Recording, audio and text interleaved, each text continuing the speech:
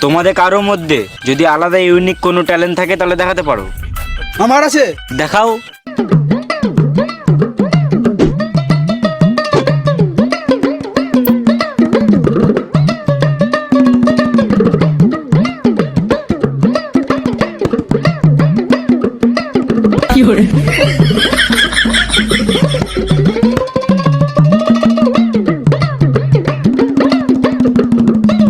এ তো বিড়ি খোরদের মোটিভেশন।